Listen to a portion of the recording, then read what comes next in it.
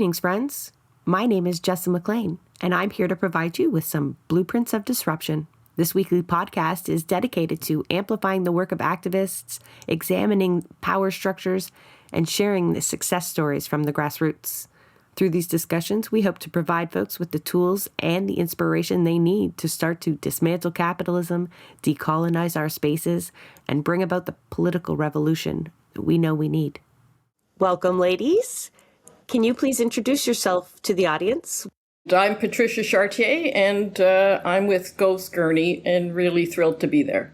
Hi there, my name is Sandra Hughes, and I'm one of the three founders of the Gurney project. Thank you both for joining us. I get a lot of enjoyment out of your content. We'll link everybody back to the many, many social media feeds that you folks have. But for those who have not yet discovered you, can you just broadly explain what is Gurney?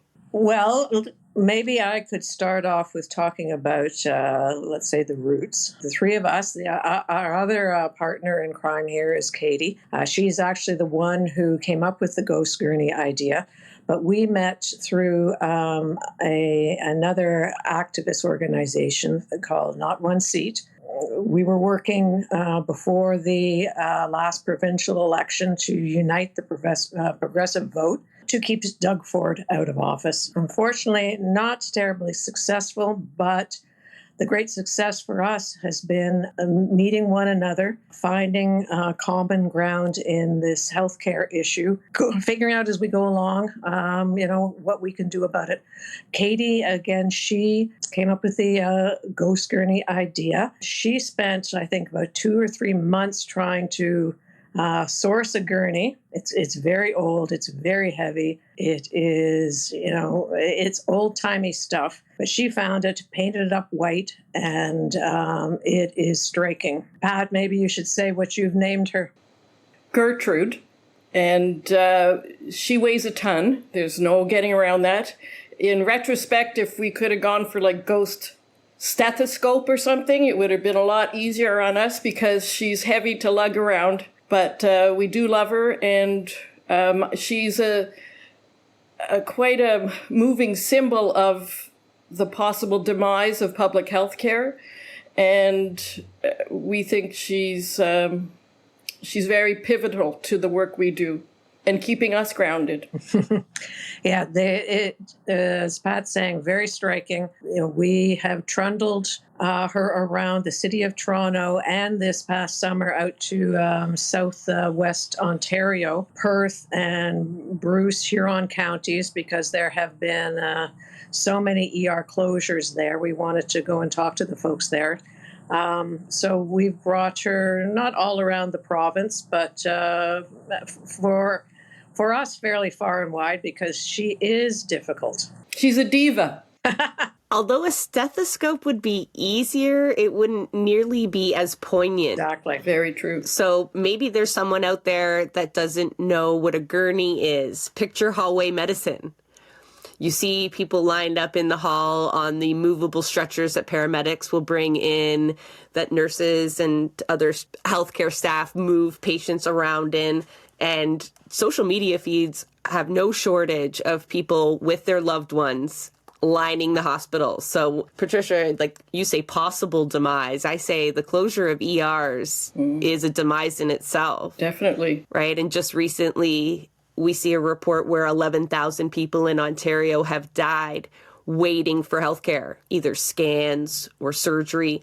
I myself just posted up. I never share personal stuff on Twitter because, the hellhole that it is. Mm-hmm. But I was enraged and I posted up something about my partner here has waited 2 years for an MRI appointment. By the time he gets his appointment, it'll be 2 years.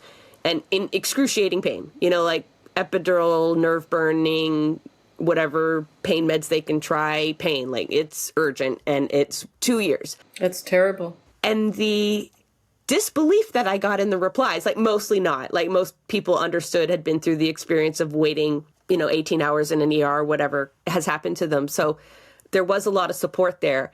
But there were a lot of people in my feed that were like, there's just no way. But you guys, you tell these stories every day through your work. Why did you choose storytelling? Statistics are one thing, listening to politicians is another thing. You got to find a way for it to hit home. Got to find a way for people to realize that if not themselves, this could happen to a family member.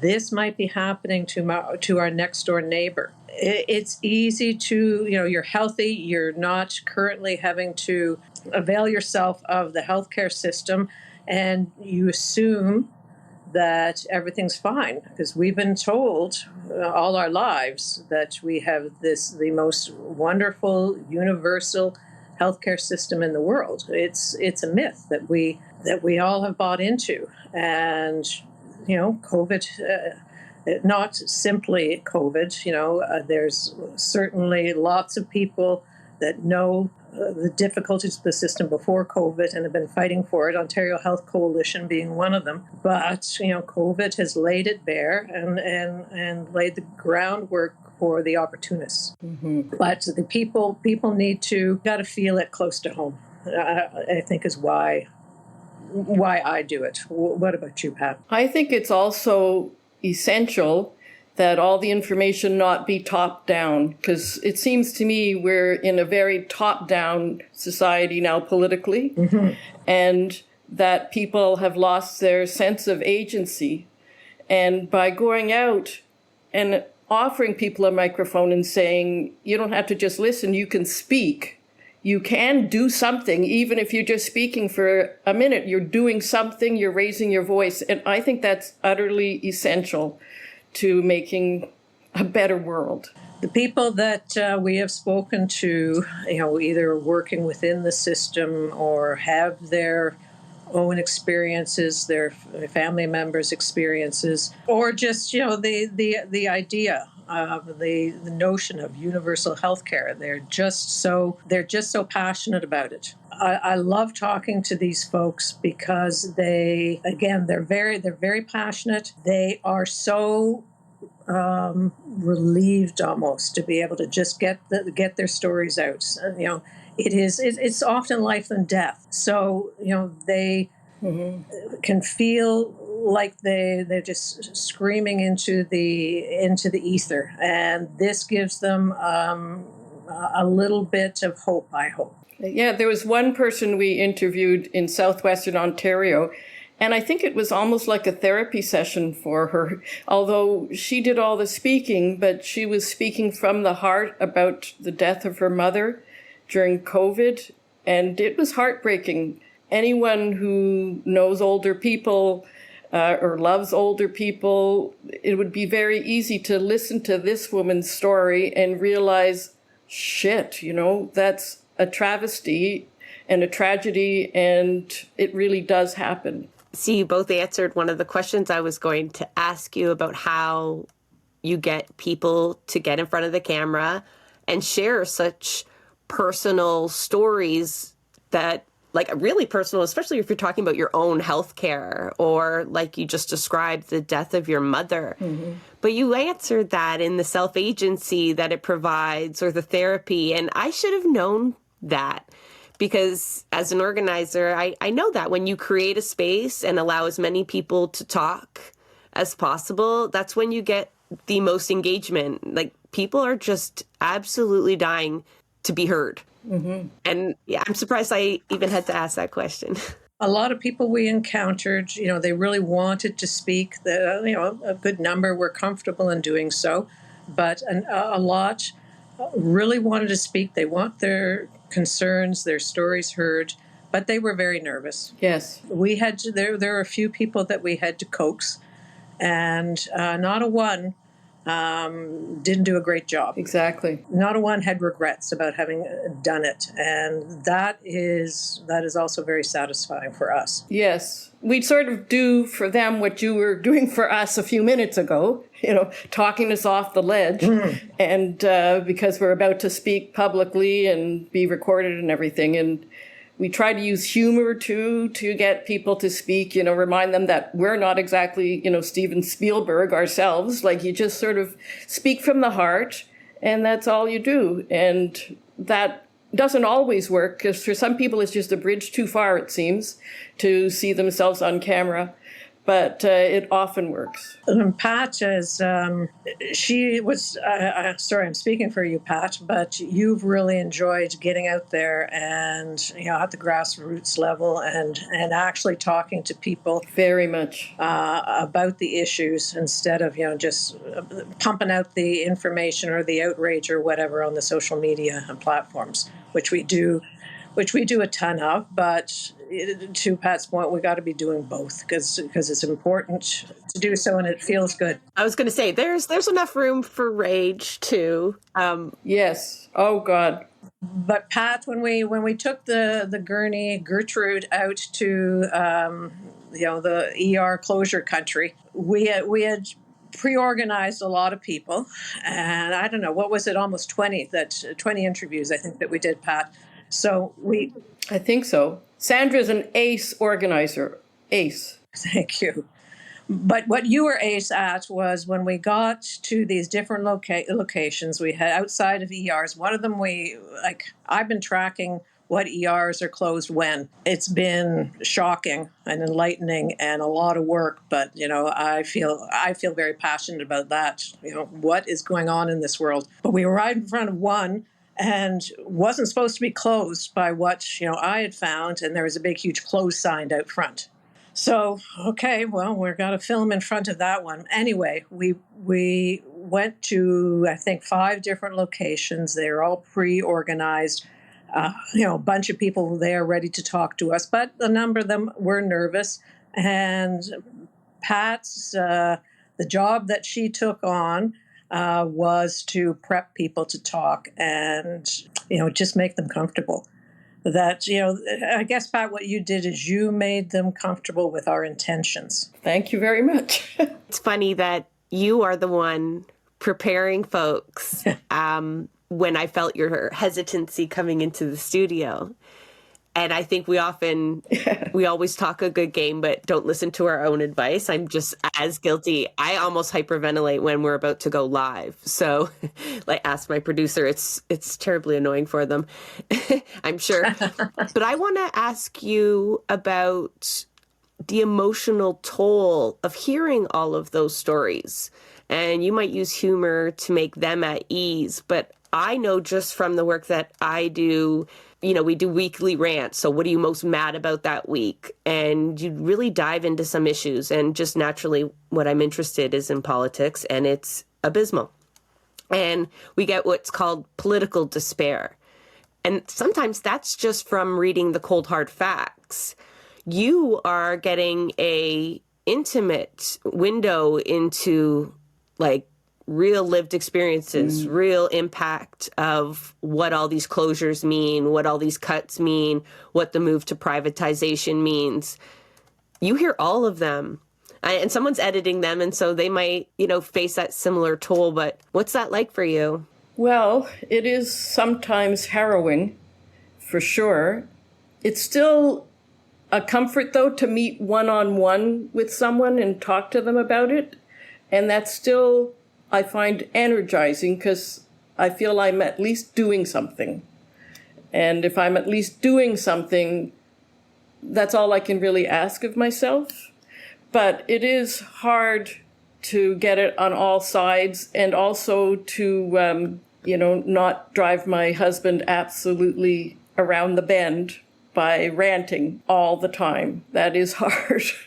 Yeah. Because, you want to then unload in your own way, right? You got to hear what I heard. You won't believe this. And that's right. I told him that on my tombstone he could put, my epitaph would be, and another thing. I can very much relate to that. Yeah. And they do get tired, but I guess that's what the Ghost Gurney provides for you as well, a way to that's right. make sure everybody hears this story, especially if they're going to be vulnerable, and share them with you. You folks do a great job of getting traction.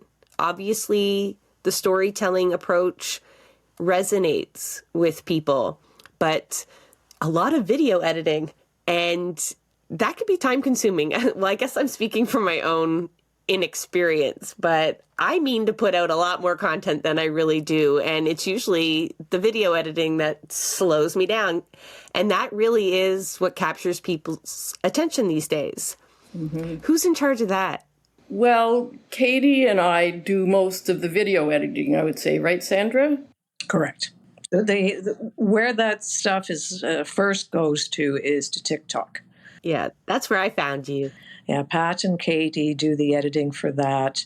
And, after that, I might have to trim it down a little more to fit on the sorry, I'm F Elon. I'm not going with X. I'm sticking with Twitter just out of spite. Amen. So I have to trim it perhaps a bit for that, or break it up into a couple of videos to go on Twitter. So yeah, Katie and Pat are prepare it for TikTok. So yeah, it can take a very long time depending on people's speaking styles, because as you know, a lot of people speak in like a 3-minute run-on sentence. And if you're trying to break it up into several videos, it's a challenge. And also, I think it's a problem too that we have to keep making things shorter and shorter and shorter, just in a bigger sense, because there are a lot of issues that you can't really explain so quickly and do justice to. So that's a real problem for democracy, and not just for people trying to edit that fucking video, Yeah, like I don't know if it's attention span or what, but I get that, especially when someone's telling a personal story about themselves, like making the decision to take out a sentence or two, like remove words, it feels bad. I rarely leave anything content on the floor in our editing rooms, because I almost feel like you owe it to that person who shared to air it. But yeah, you've also got limitations. For folks who haven't tried TikTok, though, the editing feature on that is next level, considering it's free and on your mobile phone. So for organizers and activists, that's, I think, a great process that they have here, using TikTok to get the content out there as quickly as possible. And then, Sandra or another teammate can grab it, repurpose that for all the other social media feeds that you've got to manage. Mm-hmm. Because, yeah, you really can find Ghost Gurney quite a few places. We'll link everyone again to their social medias. But yeah, our main ones have been TikTok and Twitter. They're, let's call it afterthoughts with any of the other ones. We're not pros at this. Lots that's, not social media gurus by any stretch of the imagination, and we've just learned a few things as we've gone along. That's right. No budgets. Yeah, I'm trying to work on Instagram. I wish we had a budget to do it better, to track, to get the analytics in depth of what really works and what doesn't. Twitter still confounds me sometimes as to what takes off and what doesn't, what grabs attention and what does not. As we said, I've been doing most of the content on Twitter. Short and sweet, editing those TikTok videos, I think would kill me. So, the shorter hits on Twitter. What I thought at first is you'd create, build it and they will come, I guess. You put the good, what we think is interesting content up there, and it will grow. And really did not work out that way. So I started spending more time on, first of all, of course, you've got to engage other people, but just trying to find people that will, that I would think would be interested directly in this subject, or, of healthcare, or they, have a hate on for Ford, or, adjacent issues, and just start following them and getting them to follow back. And that has, really the organic, I guess you call it, work at it has grown it on Twitter. So I started that in earnest before the Ontario Health Coalition's referendum on privatizing healthcare, because we're not part of the coalition per se, but very supportive of it.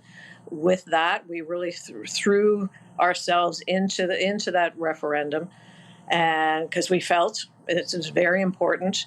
And so, I spent a lot of hours on Twitter just casting about for people that telling them about the referendum or again following them because I thought they might be interested. And we took a few leaps in followers over the last handful of months. That was one of our big leaps. You say that you wish you had a budget for more.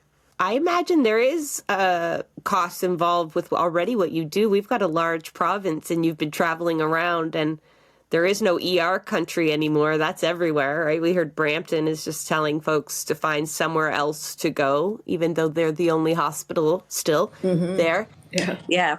That's the case across the whole province. All ERs are struggling. It's just that particular area. Up around Ottawa was struggling a lot, more so last year, somewhat this year. But for whatever reason, that southwestern Ontario area is experiencing the actual closure after closure. Whereas, certainly, you're never going to find a GTA hospital ER that's going to close.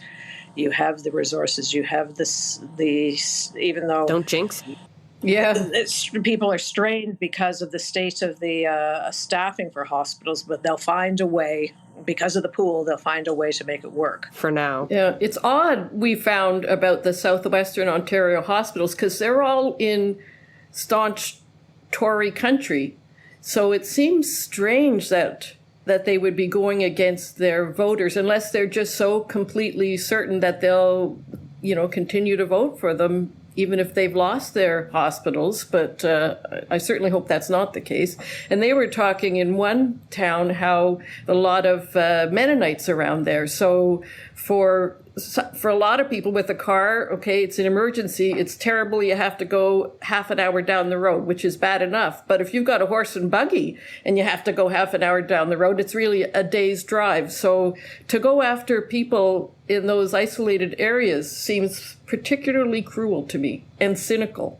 One interviewee was talking about that, and what really struck me is they have no phones, buggies, etc. So no communication with the outside world. So through the media, the news, through us, etc., people in the area might hear about an upcoming closure of a hospital, and they'll know we're not going to go to Chesley, we'll have to go to Kincardine. But the Mennonites wouldn't know that. So they might show up at Chesley and half an hour away in their horse and buggy and then have to pull out again and go, another 2 hours. In the wintertime. That's an important point that I don't think we made when you talked about how much work it is tracking the ER closures, that the Ministry of Health does not notify people when their closest ER is closed. No, they don't. Nor, I'm guessing, is there an active page for people to see this, or else your work wouldn't be so hard. So just Sandra. That's incredibly dangerous. And incredibly. Yes. Not just for Mennonites. Poor people also do not have cars and means to just get up and go somewhere else. The Ontario government is tracking these ER closures for, planning purposes. Strategic planning, future planning, what are the hot spots? They are not tracking it at all. And we know why, because this information, if readily available, would enrage people. And I'm guessing that is what you're hoping for. ER closures, although very stark, very dangerous, and have to be addressed. A lot of the work that you do focuses specifically on stopping the privatization of healthcare.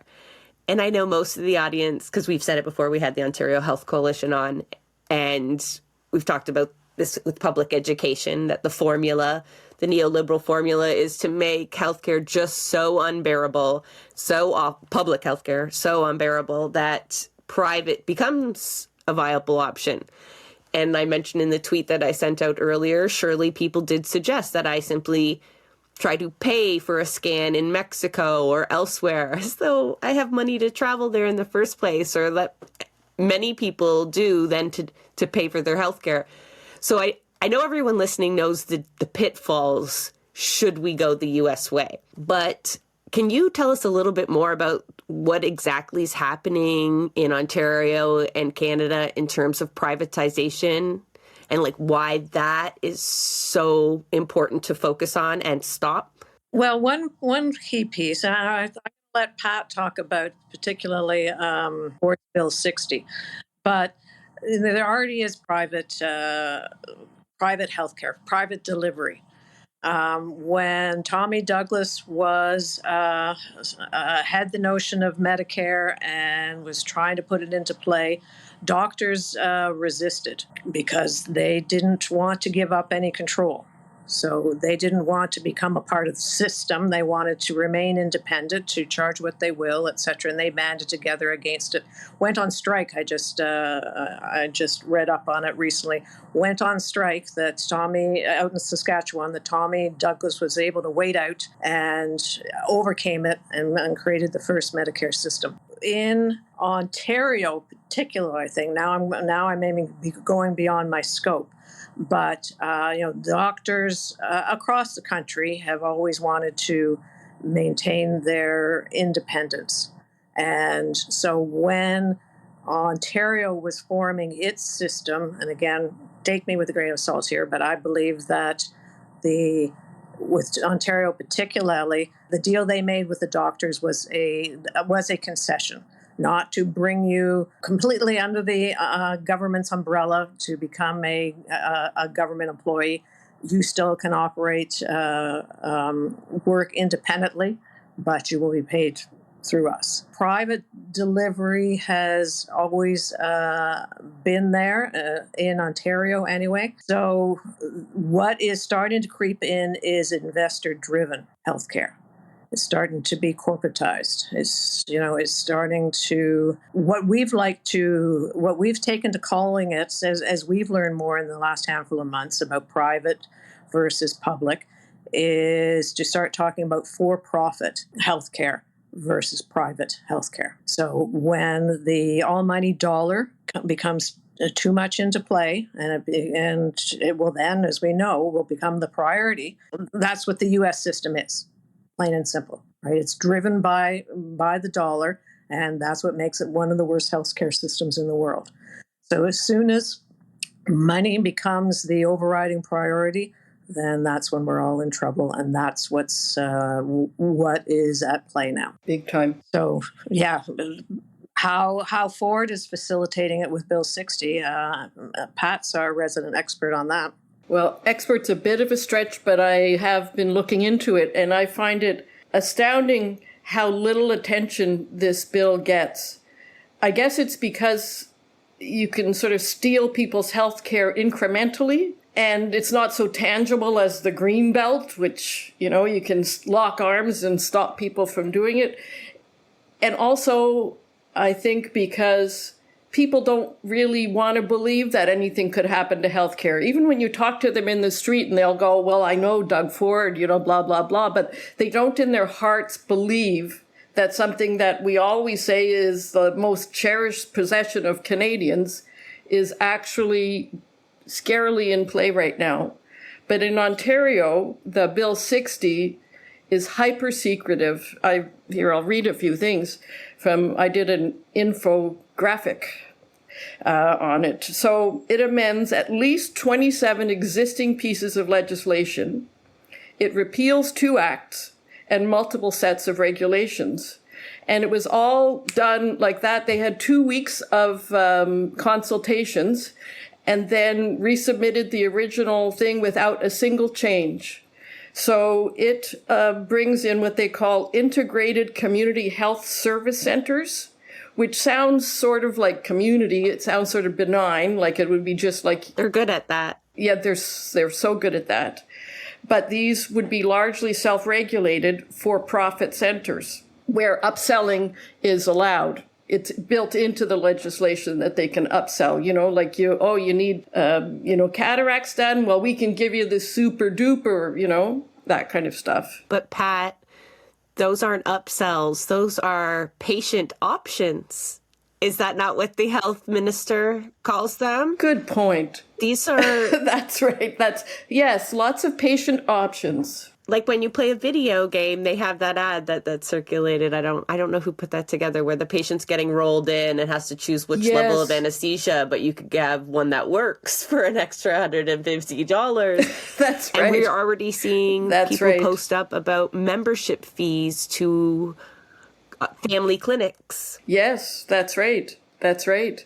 Yeah, there are lots of options. And if you happen to be, well, so very similar to the Greenbelt grab, where Doug Ford's giving all this land to his buddies. With Bill 60, they created a position called a director, but different from other healthcare directors that in the past were part of the ministry, and as such are tied to the freedom of interest and conflict, etc. But the directors here are private sector. Oh, this gets better. They're not named. We don't know who they are. We don't have a clue who they are, but they have all this power to assign, to give contracts with private interests. And the contracts, vast aspects of the contracts, are explicitly exempted from freedom of information requests by Bill 60. Bill 60 also gives to Doug Ford and directors, or maybe it's just Doug Ford and his ministers, I'm not entirely certain, the power to basically deregulate various professions. It's up to him. He can decide, or the Minister of Health can decide, who qualifies as an actual medical doctor here, who qualifies, they mention X-ray technicians, etc. So instead of for sure who that X-ray technician is, maybe they're not actually accredited officially in Ontario, but they have been, here we bestow upon you, you are now an X-ray technician. So it seems it's the corruption, the potential for corruption is so baked into Bill 60 that it makes my head spin. Yeah, so what they're doing is just allowing this industry then, private healthcare, to just regulate itself, just, go Wild West with it and make all the dollars that you can. Some evidence of this investment approach, I think you guys lay out in a pinned video on your TikTok. Specifically, we love to shit on Galen Weston here, right? Who doesn't? Who doesn't? And we talked about their investment in housing, that they're becoming landlords, and that really enraged people. And one of the comments that we got on that episode was, well, by the way, they're getting into healthcare. Just like the Greenbelt, we saw developers anticipate possible legislation that would go completely counter to the direct words of the Premier, we will not touch the Greenbelt, we will not touch the Greenbelt. He's also said, you'll never have to pay for healthcare with your credit card. Meanwhile, while he's dealing with developers, obviously, some folks are working with these investment groups, letting them know what's coming down the pipeline. They are anticipating this grab of our healthcare. Oh, yeah, they've got their hands open. The other bullshit about that credit card versus OHIP card thing is that it's true. A lot of the services will be paid for by OHIP at these clinics, but OHIP is going to be paying them a premium because the clinics have to make a profit. And so our tax dollars will be going to the profit of these things instead of having those services provided in a fully public setting, which saves the taxpayer money. And they're going to be taking away, we have a staffing shortage. So they'll be robbing the public system of staffing as well. So it's all, it seems, about destroying the public system and then just saying, oh, yeah, but don't worry. You can get it here and it'll be for privately done, but it'll be even better. And folks are already seeing that in nursing, right, where we have nursing agencies having to fill nursing gaps and then charging, 3 times the rate of that, what a nurse working for the hospital directly would have been earning. So this is just going to happen on all of our healthcare. Can I just go back for a moment to Galen Weston? Oh, please. He was one of the first to visit Ford when he was first elected in 2018. It was, I guess, through Freedom of Information that it was finally found out years later that he had been there, that he was one of the first.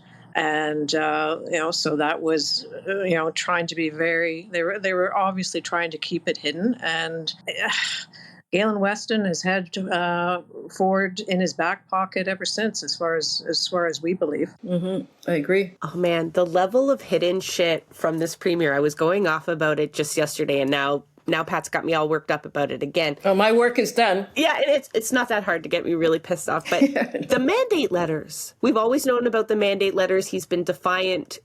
Again, for folks who don't know, understand, a premier sends mandate letters. They're like instructions at the beginning of a term. This is what your end goal is. This is what I expect from this portfolio in the next 2, 4, whatever years. This is public information. Typically, he has blocked these mandate letters, like to every level of court he can take it. Now we find out from Colin DeMello and other folks in the Ontario press who are thankfully really holding this premier's feet to the fire, that he uses his cell phone, his private cell phone, for public work. And this isn't about billing or being able, he's making deals. He's talking to people. We can't track it. Mm-hmm. It's not available to us in the same way his public record is. He spent his first term also destroying oversight. The OFL tracker is really good for folks keeping up on that, but it was endless. He laid the groundwork to do things like prevent things from being accessible to freedom of information or ombudsman roles and responsibilities and environmental assessment criteria. I mean, it's been endless how he has eroded democracy.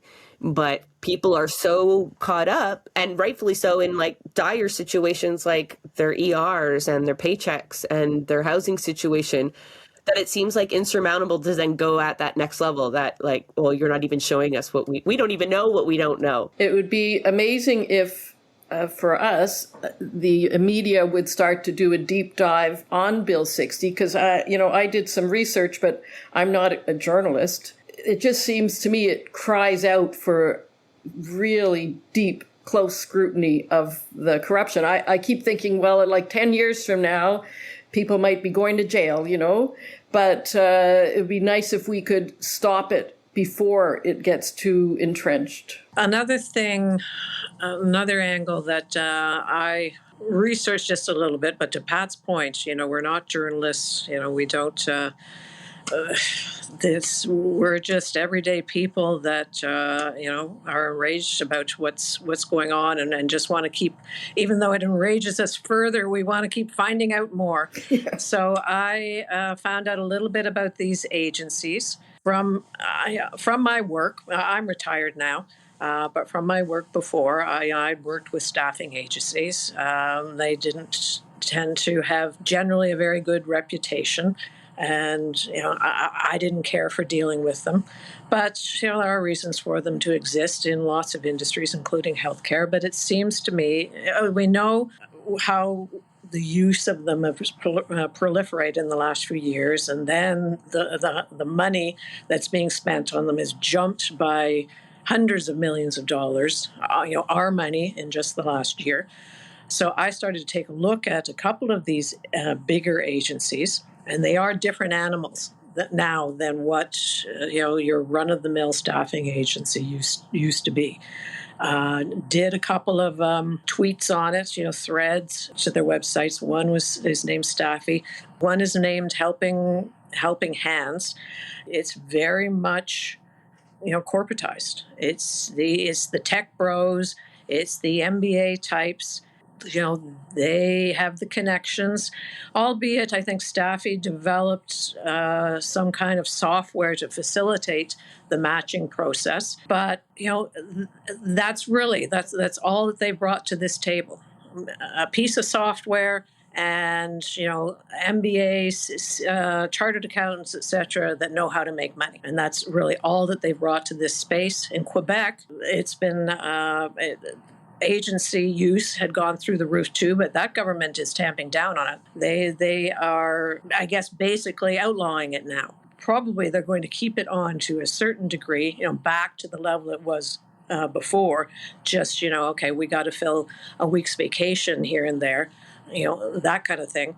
But not a peep out of this government. Not a peep out of Doug Ford. No. No way. That's making his friends money. Peter Feist is the person that runs Staffy. As it's described on his website, he pivoted to the healthcare, during COVID. Before that, mainly his agency and his software was working in the hospitality industry. Oh, well, that took a bit of a hit. So, okay, we're going from restaurants and things now to, healthcare and supplying nurses to ICUs, nurses to ERs, very specialized positions. But anyway, Peter Feist, his partner, chief of staff perhaps for the McGuinty government, or some kind of high up connection.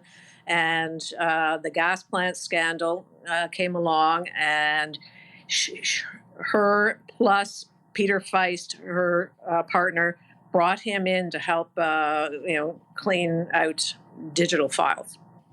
So she was charged and convicted of a crime, whatever that crime may be.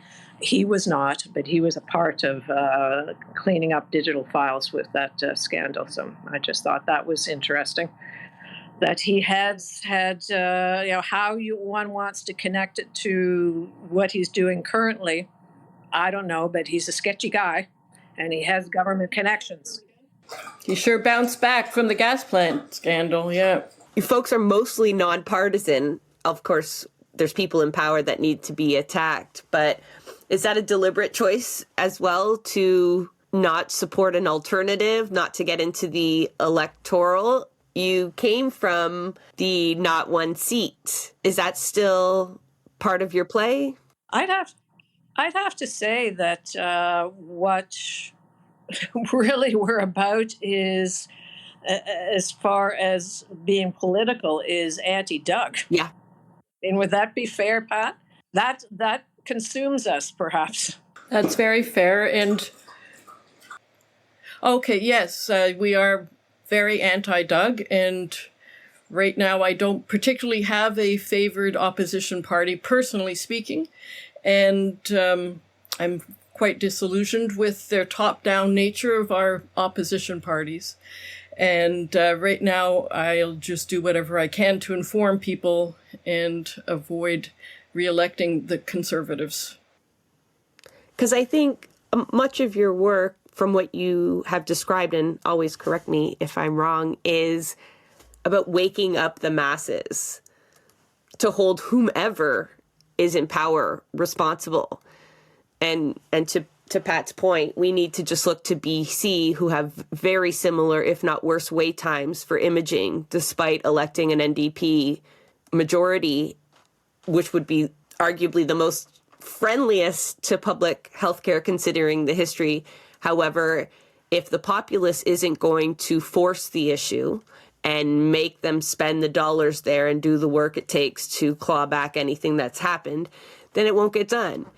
So work like the work that your team does, I think, is very powerful in that way, when it crosses partisan lines and becomes deeply personal. You do include the cold hard facts, but that's right. That's what, when we did a lot of advanced polling for the Ontario Health Coalition's referendum, which was really just a blast. Meeting people in the street, and you try to guess what they would say to you. You could never guess, really. I remember I was at a poll, and a woman who looked, and we were in like an upscale neighborhood, and a woman like in a tweed suit, like looking very conservative and everything. And I'm there holding a sign, and she walks up to me and she looks at me and she says, "Doug Ford is a piece of shit." And I was like, oh my God. So she really. You wish you had been recording. Yeah, she really had me fooled. But what I would often say to people is, they would say, well, a referendum's not going to do anything, and I'd say, but what we have to do is create enough noise about this issue that whatever party comes to office next time, hopefully not the Conservatives, they know that this is a driving issue and they can't just have it on their, further down on their to-do list, that we're passionate about this and they've got to get off their asses and do the right thing for healthcare. And I think that's really what we're doing. I'm so heartened to hear about the new premier in Manitoba. Yes. Is one of his main platform issues was healthcare. To reopen the permanently closed ERs. He's going, we have to have a healthy, well province to function. That's his bottom line. And that really, this has been a slog. It is very, as Pat's saying, we feel very finding people that like-minded people, making a lot of people realize that, universal health care is a bit of a myth, making people realize that they can't take it for granted. But it's still been a slog. It's still, we have our ups and then we, are knocked back down through this whole process. The latest one for me has been, Sylvia Jones came out on Sunday. Oh, there's going to be a press conference, Sunday morning, 9 a.m. Oh, okay. Maybe it's something about masking. Maybe it's something about COVID vaccines. No, she's at a Shoppers Drug Mart saying that, now pharmacists can prescribe for diaper rash and canker sores, etc. Well, you don't need a prescription. You don't need, you get all sorts of over-the-counter things. We know what a diaper rash looks like. We don't need any help with that. Felt at that moment particularly egregious to me, and I felt down about it. Because of all the things you need, that is... Yes, and we're talking about canker sores. But, I jumped on Twitter and raged, and that certainly felt better. But it's felt really dim on and off, and I did in the last couple of days. And then to hear of this new premier, I have to say, I wasn't too up to date on what was going on there. So this is after the fact, but I read a lot about it this morning, and I thought, oh, thank God. Sorry, one thing I would say, as someone who's been interested in politics and active in politics my whole life, is that for other activists out there, we women of Ghost Gurney, we treat each other with a lot of respect. We let each other, if you're just feeling like overwhelmed, fuck, I can't do this, I'm going to take a break. Well, that's totally good. Like, there's no guilting out. There's no assignment of tasks. Like in other organizations I've been involved in, like you're thinking, it's just, we know we're in it for the long haul and we're giving each other space to do the things that we particularly are interested in and are passionate about. It's a revelation for me. I've never worked in such a wonderful setting as this. I concur. And that's why we, at this point, we feel overall, even though I just said sometimes it just feels dim, we overall feel very satisfied with the work that we're doing. I want to echo what Pat said. The support is there. It's real. It's no bullshit. And like the Ontario Health Coalition, we're happy to work with them. We're happy to work with lots of other organizations, but at this point, we're still keeping our own. We're keeping ourselves not closed, but tight. Yeah, I was going to ask you about, 10 years from now, or what your end game is, how you would expand if infinite resources. But you folks sound just so absolutely, despite your hardships, content with your crew. We are. The way you first found each other in that kind of common space and have been able to lean on each other in this new project. That's a lesson in itself, for sure. It's pretty great. I think, what did you call it? You called it a unicorn. Yeah, it really is. That's right. It's true. The unicorn, it's what I've looked for my whole life as a political activist. It's there, That really hits, Patricia, because we do a lot of work in a lot of spaces, but even though they're progressive, it doesn't mean that they're healthy or encourage the kind of growth you need or supportive. And we all do search for that perfect team. Yeah. Right? Because this work you cannot do alone. No. If I may just say one thing about, why I started to do this, starting to pay attention to the conditions that healthcare workers, particularly nurses, were working under. They were heroes, and then somehow they became zeros. I don't really know when that happened, but certainly Ford and Bill 124 contributed to it. And that was, I know quite a few nurses, and so it was very upsetting to me. So that was one reason why I wanted to get involved, being an activist for healthcare. But the overriding reason for me is for my daughter.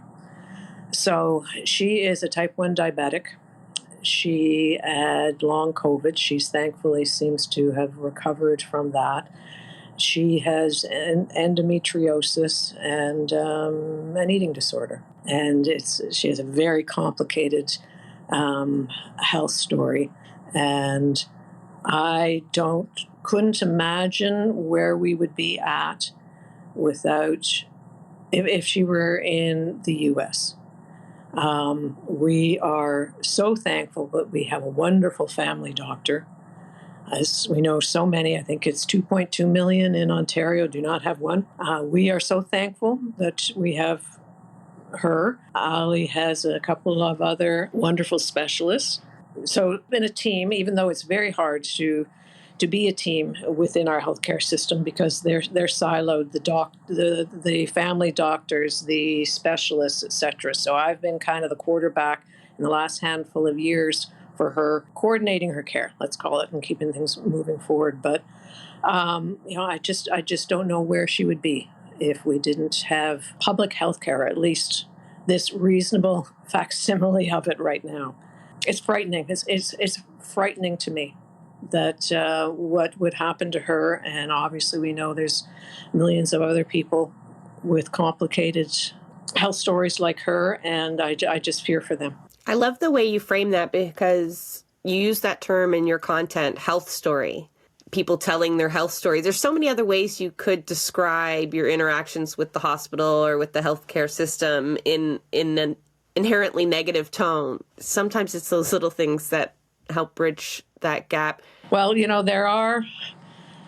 this is why we really got to fight for it. The system will work. It can work. There are great people that are working within the system. And we can get it so much better. Yes, and they're people not motivated by money, people motivated by the work, by humanity, and people, obviously, brilliant people that know how to innovate. And these governments with their short-term vision are just, have got people's hands tied, and we do not need private industry to fix it.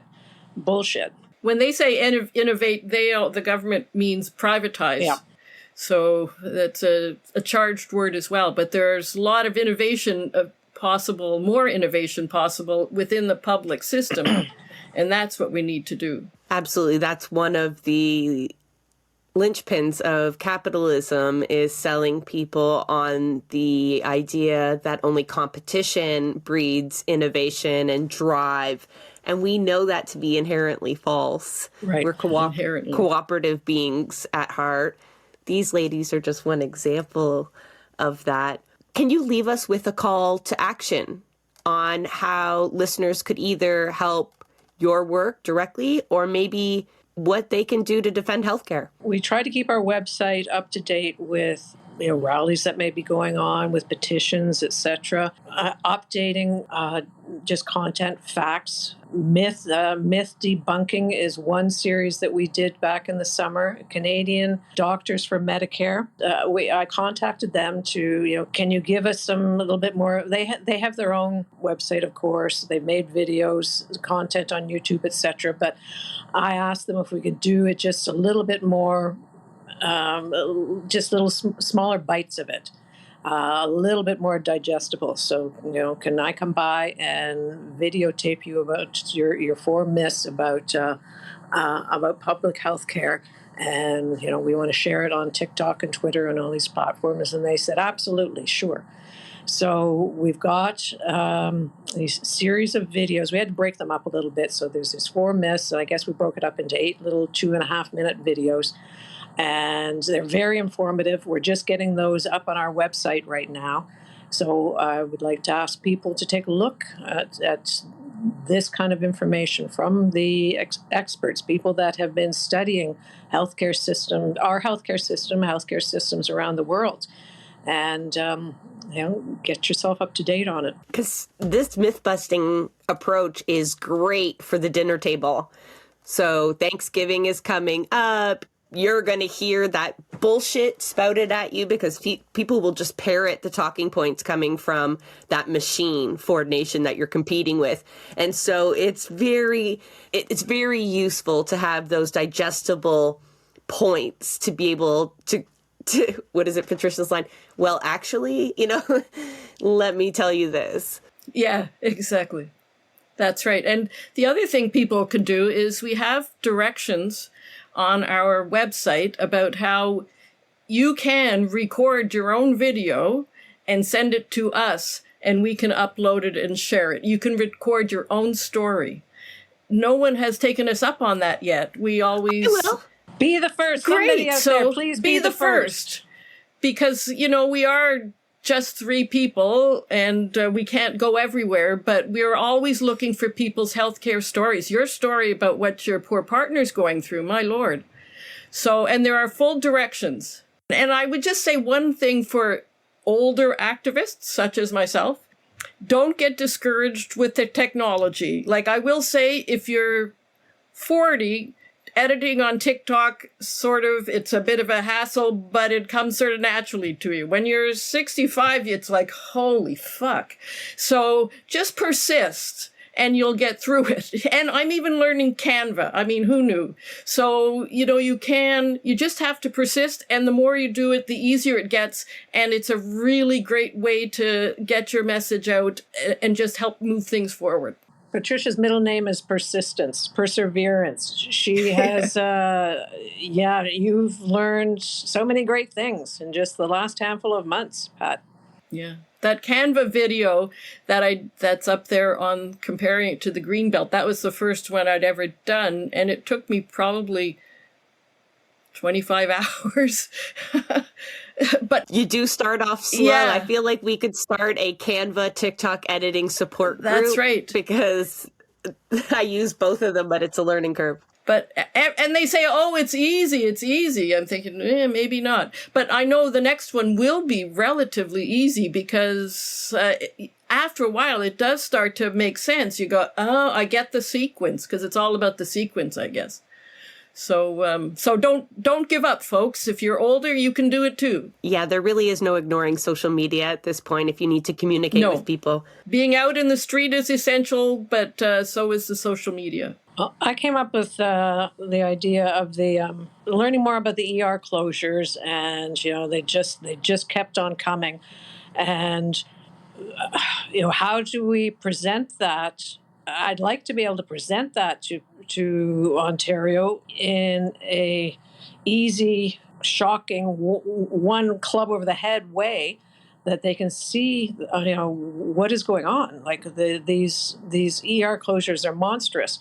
So I thought of a map, just to show them all. I had something a little bit more grandiose at first. Let's have a map. That's a video. It rolls, and the little pins populate the map. You can see how it starts from last year. There hadn't been ER closures in the province before last year since 2006. And even then, it was like one in a decade, something like that. Anyway, I wanted a video that would just show them starting to pop up and grow and grow and grow. And that was beyond we couldn't find anybody to help with that. That was beyond my capacity. But if I still want something that is, kind of breathtaking. And I found that I could create a map via Google Maps. They had the software. They had the tutorials. And so it took me time, just like Pat's saying, it took me time to figure it out, but I was, ready to put in the time, and, it wasn't all that bad. I got to maintain a database now, learned how to do that, and it's easy now. I find out the facts, I put it in my spreadsheet, and then I upload it. The point being, I did not start with any of those types of skills, as neither did Pat. And when there's a will, there's a way. Mm-hmm. Yeah, and good enough is good enough. It doesn't have to be perfect. I like that. Exactly. For a forever perfectionist. I love that. I just aim for a solid good enough. Yeah. Exactly. I wanted my little video of the map. I wanted the drama of the pins all kept popping up. And then, no, I can't do that. Forget it. How many F-bombs did you drop before you figured that map out? Oh, no, I don't know. Too many. But yeah, you're right, Pat. Good is good enough. I need to really soak up some of your advice here, because I can hear myself in there a little bit, or a lot. But yeah, it's hard not to aim for perfection. No, I get that. But getting the information out there is sometimes half the battle. We complain about how uneducated or unaware that the voters are. And we surely know that Ford Nation won't do the job, and really, we can't leave it up to anybody else. So I do very much appreciate the amount of work that goes into the content that I see. You only watch it for 30 seconds, 2.5 minutes. I know a lot more time and organizing went into getting those health stories out there and getting those infographics. And I very much appreciate it. Thank you. Thank you. And I will do my best to boost it. And for anyone listening, you can find a whole bunch of links if you go to the show notes here, and we will get you back to Ghost Gurney. So thank you so much, ladies, for taking the time to talk to me as well, out of your busy schedule. Yeah, thank you. And thank you for your wonderful podcast. And it was also, I was scared shitless about doing this. And I was thinking, please get a migraine so I don't have to. But I didn't. And it's really been fun. So you're really skilled at this. So thank you very much. Absolutely, Jessa. It has been a pleasure. It's been, it's just been relaxing and just a joy to have a chat with you. Thank you so much. That's one of my goals there. Thank you very much, ladies. Yeah, achieved. That is a wrap on another episode of Blueprints of Disruption. Thank you for joining us. Also, a very big thank you to the producer of our show, Santiago Halu Quintero. Blueprints of Disruption is an independent production operated cooperatively. You can follow us on Twitter at BP of Disruption.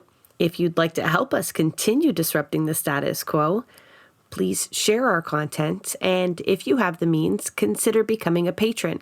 Not only does our support come from the progressive community, so does our content. So reach out to us and let us know what or who we should be amplifying. So until next time, keep disrupting.